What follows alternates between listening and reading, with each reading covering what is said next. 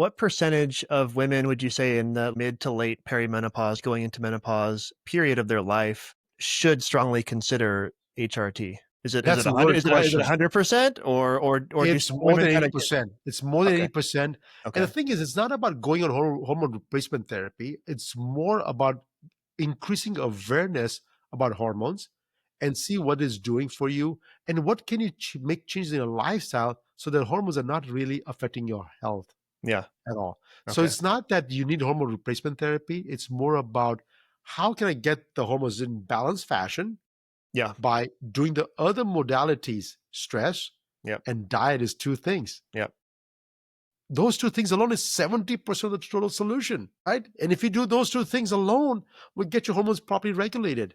And sometimes if you do need some help, then there's only one hormone to you use, which is the mother of all hormones, is progesterone, to get all the other hormones in proper order. Interesting. So Don't do all the hormones. Don't do all the hormones. You do all the hormones only in menopause. okay, interesting. So I have a friend, she's I would assume in perimenopause, she's early 40s. She's doing pretty well. She works out with great intention with the personal trainer. She eats pretty well.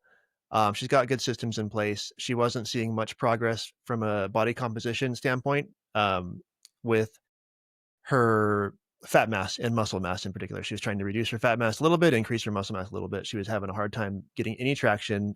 She ended up getting tested. They saw she had basically no testosterone. They put her on TRT, and since then she feels amazing and she's seen progress.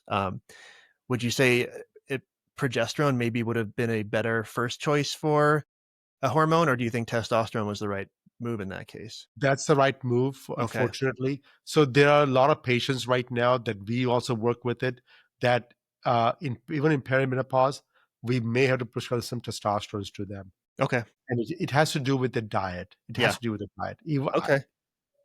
Trust me, I've talked to very healthy women out there, Mm-hmm. and their sense of healthy is still not healthy enough. Interesting. And it's just and the body was not designed to have cheat days. I don't know if that's a secret or not, but I'll tell you a secret. The body does not need cheat days. That means once a week, oh, I can load up on fries and alcohol and just enjoy my life. No, the body was not designed to have cheat days. So cheat days is what gets most people in trouble. The healthy people, the unhealthy people are completely oblivious about what are you talking about. Right. It's cheat day every day for us, right? Yeah. It's a whole different story. Yeah. But even the healthy people, you cannot get healthier enough. Okay. Okay. Yeah.